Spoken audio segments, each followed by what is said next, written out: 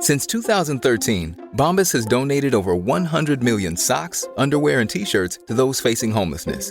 If we counted those on air, this ad would last over 1,157 days. But if we counted the time it takes to make a donation possible, it would take just a few clicks. Because every time you make a purchase, Bombas donates an item to someone who needs it.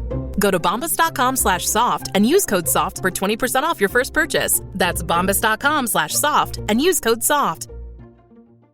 And I told the doctor, well, you make a list of all the people that have survived opioids and you put my name at the top of that list and I'll come back and tell you when I do. Jenny Jablonski is an animal communicator. Heartofthehorse.us is the website. Jenny, thanks for talking with me. Thank you, Wendy, for inviting me. I'm really excited to dig into this today. You have a fantastic blog and a ton of information. This is a story you can tell better if you tell it yourself. Would you start with a near-death experience? Oh, sure. Well, I like to say opioids saved my life because opioids, for me, caused a near-death experience. If you were to look at the insert on a medication known as fentanyl, there will be a warning that says, this medicine may cause your brain to forget to tell your lungs to breathe. And that's exactly what happened. And that did cause a near-death experience during which I had a stroke and some other complications. And I was propelled into a brilliant white space. My religious upbringing in the eastern part of the U.S. had been Methodist. Coming from a very conservative community in Pennsylvania, my idea of heaven was Jesus. And so I saw a man that looked very much like the modern day version of Jesus to me. He came forward and told me that I had suffered enough and that it was time to go. And I heard a noise behind me. And I turned around and there were 20 or so horses, maybe more, and roughly 70 donkeys just screaming up on their hind end, just braying and screaming, "Don't go, don't go.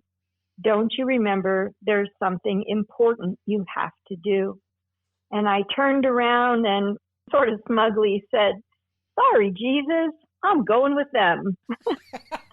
And I was propelled back into my body, at which point I knew I had made a grave mistake because I was in more pain than I had ever experienced in my entire life.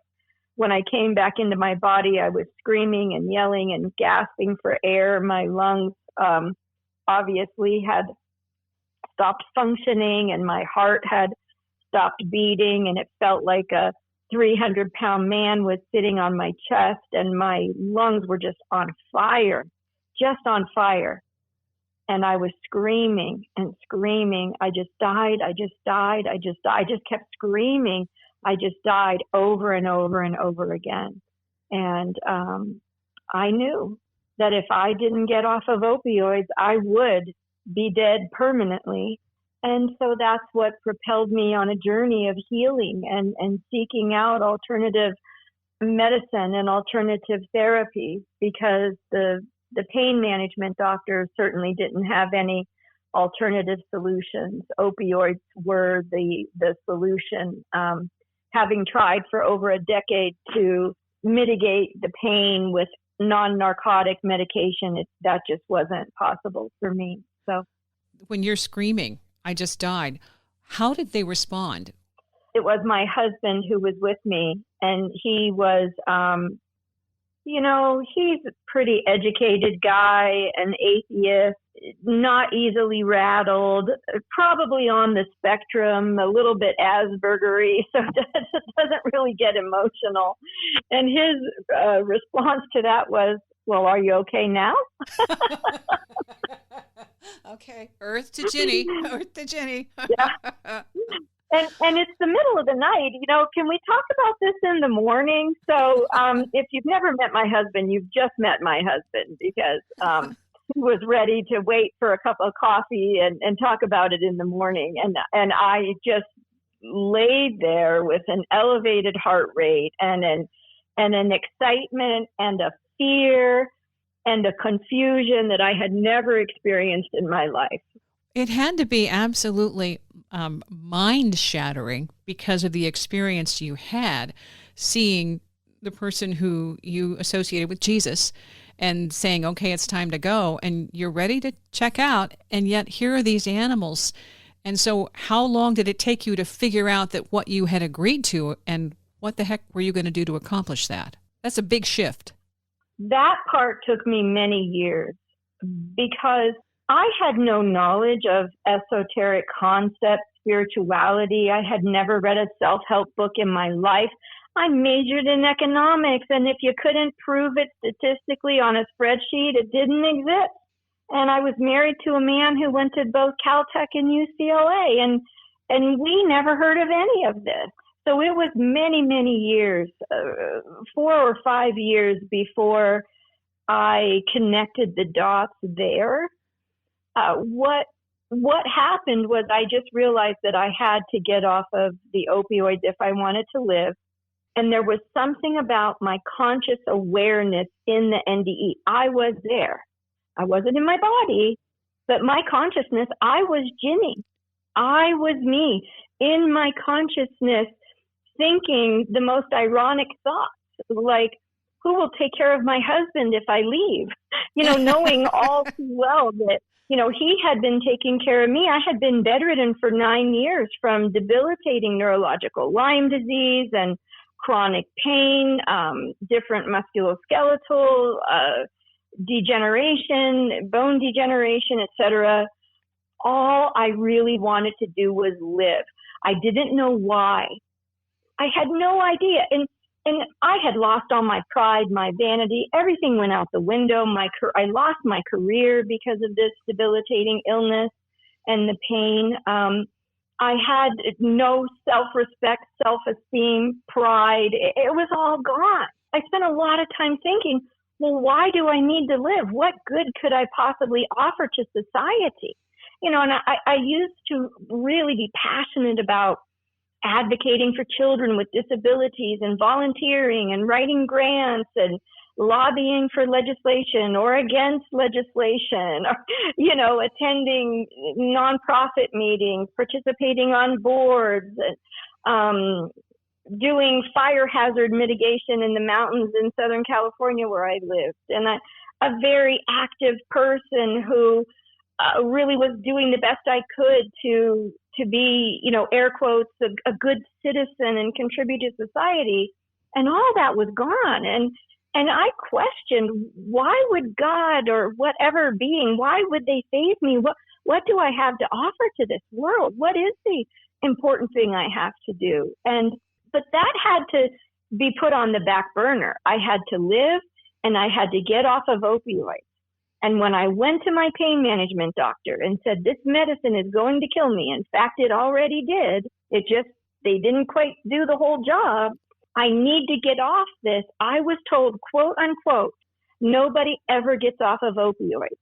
Of the 1,000 or so patients I have had in the last couple of months, and the thousands of patients I've had in the last decade, I've had 1 or 2 decrease the dosage, but I've never had anyone get off of opioids. You will just eventually die like this. And I told the doctor, well, you make a list of all the people that have survived opioids and you put my name at the top of that list and I'll come back and tell you when I do. So please decrease the dosage. And it was really against his advice, against his better judgment that I go on this journey. And so medicine was clearly not going to be the answer for me. And all I could do was get on the internet and Google alternative healing. And because I had had a near-death experience and I knew consciousness exists and I had heard that there was something called spirituality and different kinds of religion across the world, I started researching all of that and traveling. And I said to my husband, this is going to cost money because the insurance is not going to pay for this. And he said, I don't care how much it costs. I just want you to live, whatever it takes.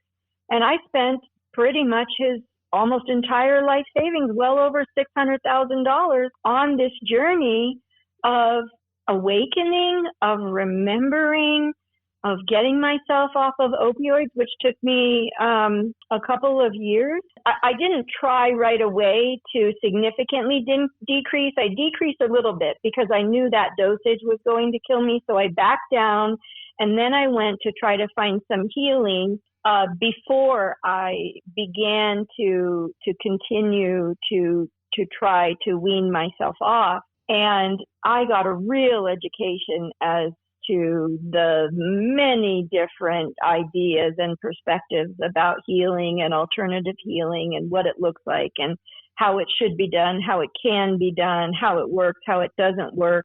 Again, my guest, Ginny Jablonski. We're going to take a break. Wendy's Coffee House. Immediately after the NDE, I could hear plants talk, trees talk, animals talk. I saw dead people. I talked to dead people. All of my psychic senses were activated. My guest, Ginny Jablonski, she's an animal communicator. She works with horses. This is the heart of the horse. You gave us basically a background on how this started with that near-death experience. When your husband is saying, okay, I don't care how much it costs, we're going to do this, it sounds like he's pretty much a rock. When you were out there floating, he's like, okay, let's go get a cup of coffee and talk about it later. At least he's there for you.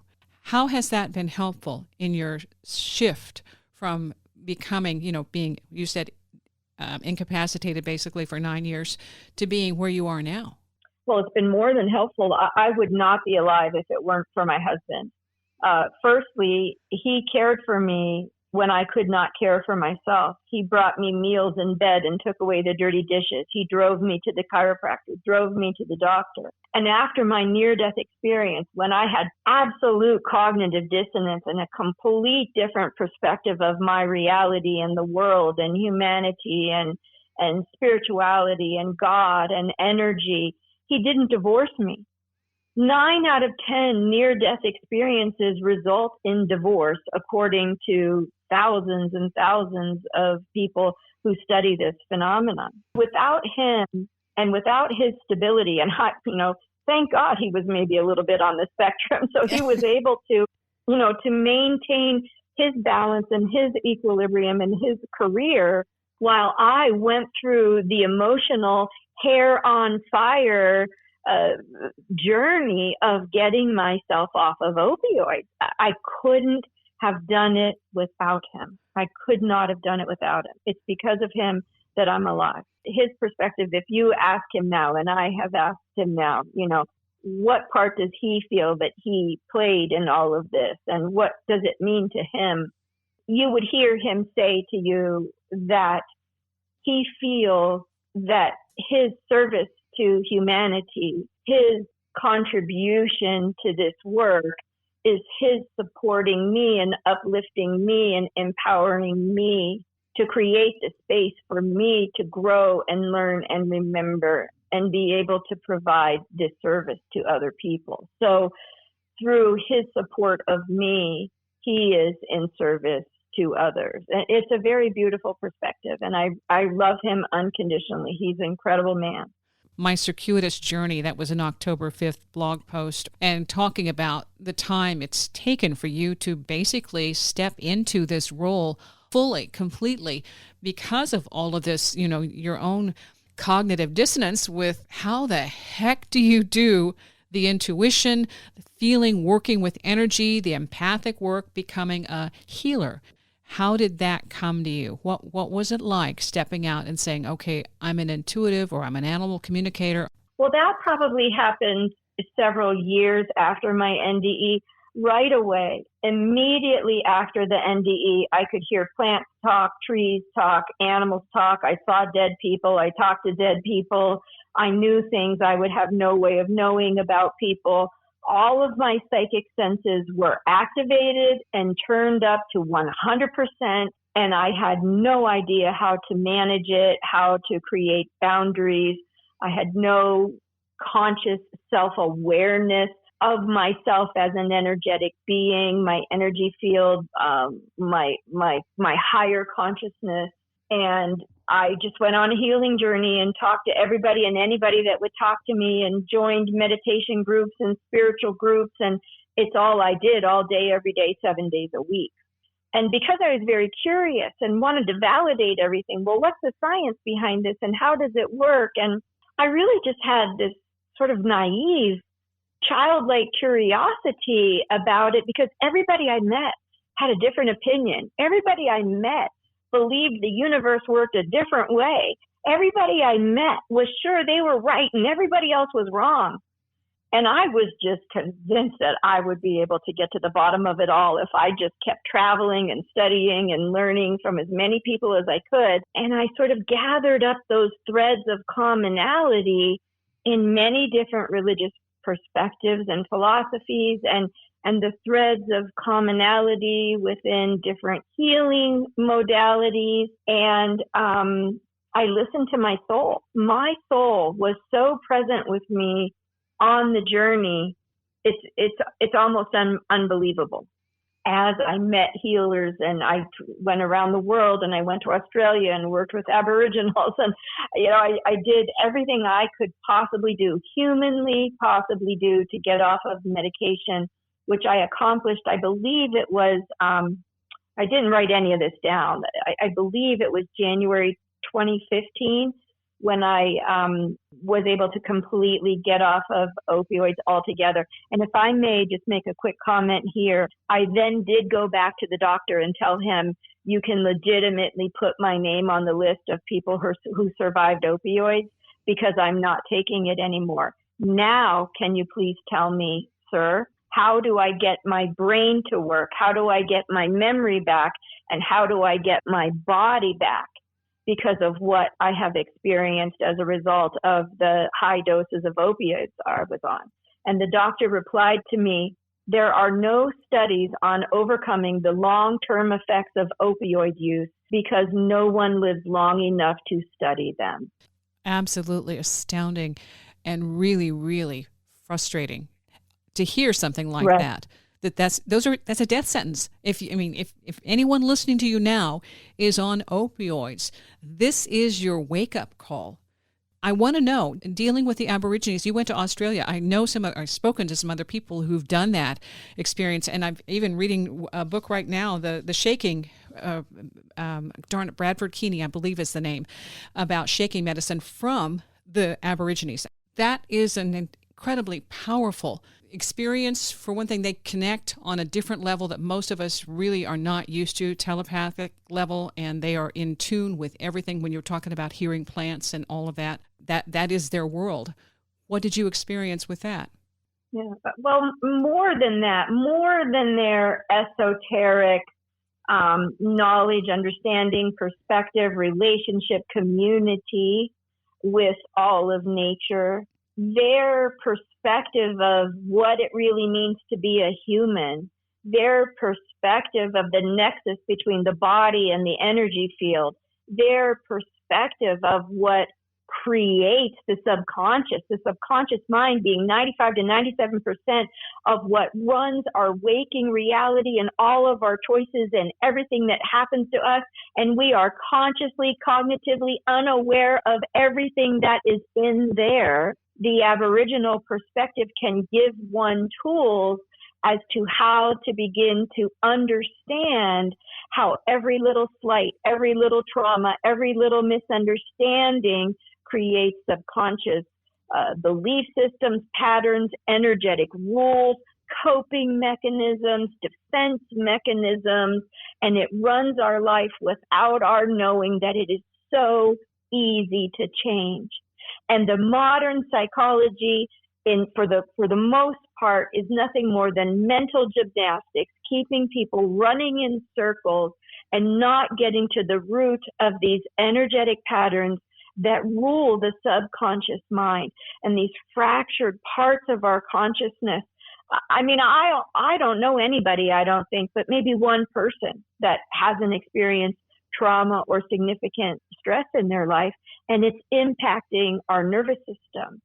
And eventually I came to understand that my purpose was to share my journey with people and to share everything that I've learned about how I healed myself from trauma.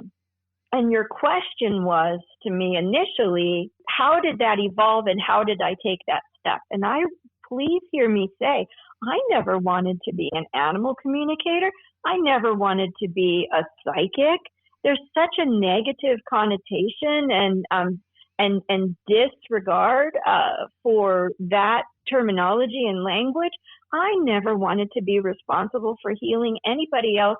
All I wanted to do was live, and this is what happened. This is the consequence of my journey to get off of opioids and be a functioning member of society again, and I can't deny it. Ginny Jablonski, and we're talking about somebody who went from a career in international private security to being an animal communicator. Wendy's Coffee House, my guest, Ginny Jablonski, animal communicator, heartofthehorse.us. What was the trigger for you to finally accept your role as a healer? The way it happened was the healers that I was working with in our conversation back and forth, I was giving them information. I was giving them helpful snippets of information. I was being shown to say things, or I heard things, or I saw things in our discourse that was very helpful to them. And these healers that were charging $500, $600 an hour were telling me that I was healing them more than they were healing me. And that it was my destiny to be a healer, and that I really needed to be a healer. And I said, whoa, slow your roll, Turbo.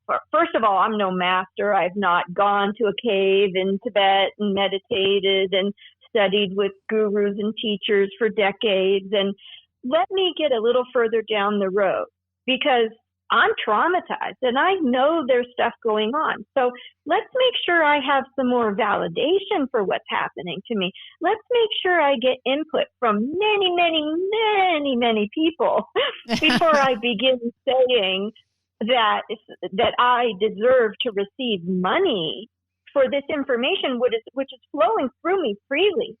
That, if this is a natural result of healing myself, then who am I to hold back if someone doesn't have money to pay me? I really couldn't wrap my head around being paid for this, because I was comparing myself in a Western competitive, egoic way to those people that I put on pedestals as masters, teachers, and gurus. And of course, yes, we all have to earn our stripes. We all have to have some type of education, some type of validation. I really honor that. But I, more than I think anybody I've ever met, really held my own feet to the fire and really made sure that what I was saying and doing was congruous with some level of truth, And again, remember, my experience was everybody had a different truth. And it was a very competitive field, this whole notion of spirituality and esoteric philosophy. And I was quite confused by it all. So I was determined to go a little further down the path before I started publicly claiming that I was any sort of a healer. I just had so many people asking me to help their clients. They kept calling me and saying, I'm being guided to refer my client to you. Will you help them? And at a certain point, I just couldn't say no. And I thought, well, if somebody has $20, I'll be happy to help. Well, within a month, I was on the phone 6, 8, 10 hours a day, sometimes with people in Sweden, in Ecuador, in Belgium, in Canada, in Hawaii, in Australia, in South Africa, all over the globe. And all I was doing was talking all day long, talking. And I had no idea what it meant, no idea. I mean, I knew where it was coming from. It was coming from the person's soul or my soul, which is very clear that I communicate directly with the soul. I'm not channeling aliens. I'm not channeling angels. I'm not working with any outside forces. And I have gone to great lengths and spent tens and tens of thousands of dollars to make sure that I'm not doing those things. And one of the reasons I did that is because I ran into so many healers who were unkind, ungracious, not accurate, egoic, it's my way or the highway kind of people. There wasn't a lot of love. There wasn't a lot of compassion. People who had given up their 9-to-5 day job and wanted to make a living at this, and then in that lack or poverty consciousness, becoming competitive and wanting to be better than others. And I saw that, and I was really guided by my soul to make sure that I never became that. So it was very slow going, my taking the step into this arena, for sure. And when I did, it wasn't a lot of fun, because there was that. There's competition in the NDE community. They compare, my experience is better than yours or more legitimate, or it falls into the statistical category of what people consider to have all the points of a true near-death experience. I mean, it's just silly, the lengths that people will go to, compare themselves to one another. So I was not eager to jump into the fray, that's for sure. I think what you're talking about, though, is the level of authenticity and the level of integrity that it takes to get rid of the ego and say, what I'm doing, I can believe in, and I will honestly offer you my services on this level of I am doing it. In other words, when you're saying it's not an alien, it's not some other esoteric being, whatever, it's you owning that this is your way of connecting, but you've also gone to great lengths to make sure that what you're putting forward is something that you can trust and you believe in, and that comes first. Absolutely. And there is not a shred of an atom of doubt of a subatomic level quantum voxel quark, in me that does not believe. That's for sure. But I can tell you that other people around me not believing, and I have no problem with healthy skepticism, absolutely, because I'm one. When people don't believe, it does affect the level of information that comes through for me. If a husband and a wife, for example, have a dog and I come to their home and the wife is sitting with me with the dog and we're talking and there's a lot of information, and then the husband comes into the room and the dog looks at the husband and looks at me and looks at the husband and looks at me, and I'm like, oh, he doesn't believe. And then the dog shuts down. Yes. Yes. There's skepticism, and then there's just utter disbelief, invalidation, ridicule, and I don't operate well in that environment, that's for sure. So that can affect a person, but it certainly doesn't come from inside me. There is not a shred of doubt within me that this is real, that these theories about the universe being conscious, and whether it be a holographic universe or a conscious universe or an electric universe or whatever philosophy or new theories are coming forward you want to hang your hat on, it's all relative to me and it makes sense. I see the danger, though, in some of these new modalities based on these sciences. The danger is, I think, humanity beginning to believe too much in technology for healing, advanced alternative technologies, or believing in the next new shiny healing modality that comes out that promises, for $15,000, I can heal you in 30 days. That's a person giving their power. Yes. Generally speaking, we are giving our power away, where we are denying the truth of what it means to be human. And, please refer back to my comments about the Aboriginals and their perspectives and systems of belief and trauma, et cetera. And when we do that and we try for the quick fix, that's not an authentic journey of self-awareness and self-responsibility. And people just want, for $399 to be made an animal communicator, or for $199 to, be able to heal people. And they forget the big piece, the journey to healing the self first, which makes it much more legitimate. And boy, does it make you more humble and more compassionate to others when they're on their journey, for sure. Ginny Jablonski, kudos to you for kicking opioids. Where did you find the inspiration, energy, courage to do what you did? The most concise answer I can give you is my willingness to forgive.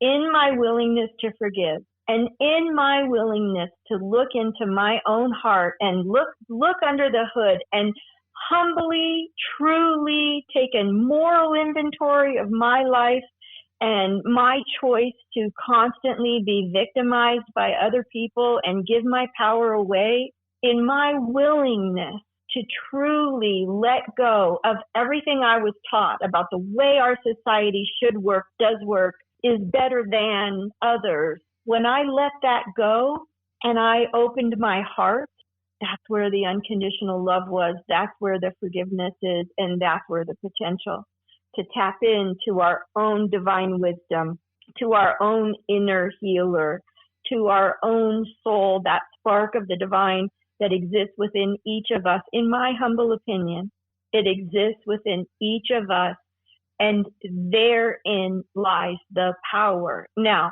did I do it on my own? No, absolutely not. Many, many people helped me to see what I could not see on my own because I had shut down all of my psychic gifts because of the empathic overwhelm when I was a child. And this is true for so many people. So many people. And when we begin to associate with and gather in groups and community with people who are wanting to heal and live a life of gratitude instead of a life of shame, guilt, comparison, greed, life begins to magically open doors for us. It opens doors for us. And I would like to share one thing spontaneously. I was lecturing once, and this is relative to the opioids. I was lecturing at Evanston Teaching Hospital in Chicago. And my lecture was a 3-hour lecture, and it was divided into, and so there was a break with a small buffet. And during the break, many, many people came up to me, and I was exhausted, and I really just wanted to get to the restroom and maybe put a carrot or a piece of celery in my mouth, and several people had sort of cornered me, and I had 5 minutes left, and I'm standing in line to grab a little plate with some crudité, and I was approached by a nurse at the hospital, a master's degree level nurse, and she said to me that she was very disappointed that I claimed that opioids took away my will to live, and how many people opioids actually help. And I do want to at least acknowledge that here, that sometimes it is our only hope. And my doctors were not being unethical in prescribing opioids to me. I had denied non-narcotic prescription for over 7 years. I carried a gun for a living. I wanted to go back to work. I didn't want to be on opioids. It was the very last option to me and the only one that worked to help my pain. The message I'm trying to give is that when opioids are unnecessary, and it's really emotional pain, and that's the truth of it, opioids are a slippery slope. They are not the solution. There are so many alternative modalities out there that can help, not the least of which is talking to a counselor or your rabbi or your priest or your shaman or your yoga instructor. There are people out there who can give one guidance to books, many, many books written on the subject, and to groups and communities of people who want to get together and share their experiences of how they've overcome trauma, loss, abuse, PTSD. It's out there and it's available. Thank you for allowing me to add that piece in. There is no way that you would have quit the job path you were on without intervention. And this just turned out to be intervention. Does that make sense? Oh, yeah. I mean, I was a woman, a 5'2", 105-pound woman in a man's field. And the men in my field were ex-Delta Forces, Army Rangers, Navy SEALs, amazing 6'5", 260-pound, knuckle dragon, strong, intelligent, capable, sexist men. And I was proving myself every day. I was running the stairs in the Coliseum.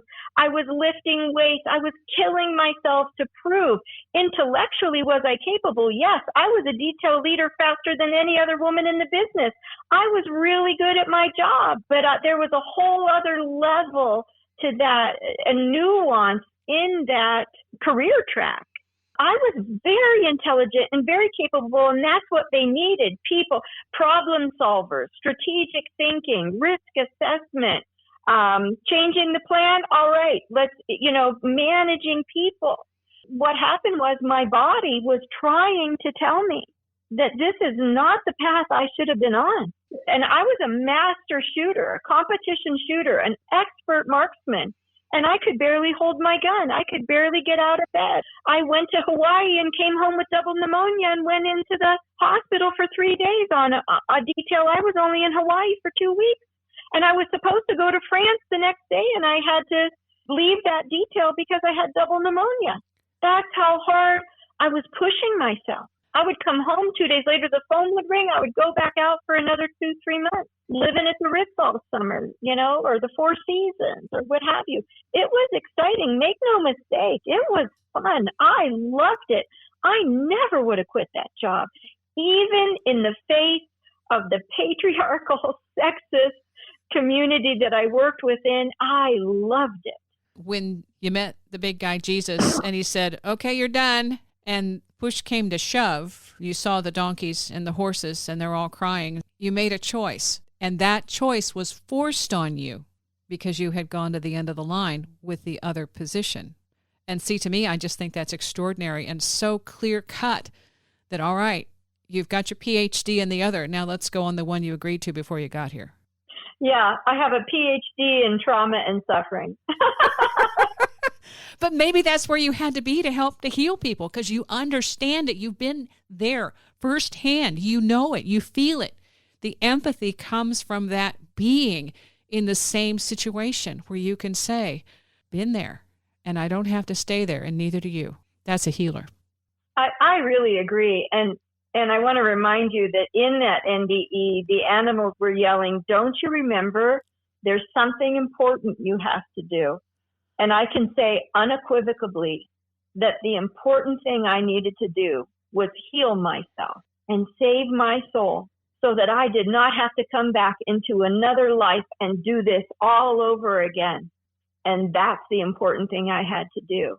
It's not that what I'm doing now necessarily and sharing this information was the important thing, although I think it's a very close second. It is very important, I think, to share this journey with other people. And I sure hope it saves them a lot of money on their journey. That's a big dollar sign, yes. Hey, Ginny, thank you so much. I do think what you have to say is so valuable. And for anyone who is in that moment, that mode, that suffering, to understand there are multiple ways of freeing yourself. Heartofthehorse.us. You work with people and animals. How would you like people to connect with you? You can go to the website and send me an email if you have a question. My website is a great source of information, whether you work with me or someone else, or whether you just would like a book list of books that might be helpful for you to choose from, or referrals to other people who work. I'm very happy to refer to other people in the industry. I've met some amazing colleagues and friends who do similar work as well, and I'm always happy to provide references or share my journey and my experiences with different modalities so that people can determine which modality might be best for them. I'm always happy to share. We didn't even get into what it was like for you when the psychic wall just fell away and all of a sudden you could hear the plants and the trees and other people and stuff. I want to go there in a future interview. How's that? I would love it. Thank you very much, Wendy. A couple of shows in the archives from Terry Lovelace. The first one, he talks about his encounter, UFO encounter he and a buddy had back in the day. And then later on, he discovers after that encounter, there was an implant. And that basically triggered a whole lot of things, including memories of childhood ET encounters. Those shows, 1 and 2, with Terry Lovelace in the Wendy's Coffee House archives. Thanks for listening.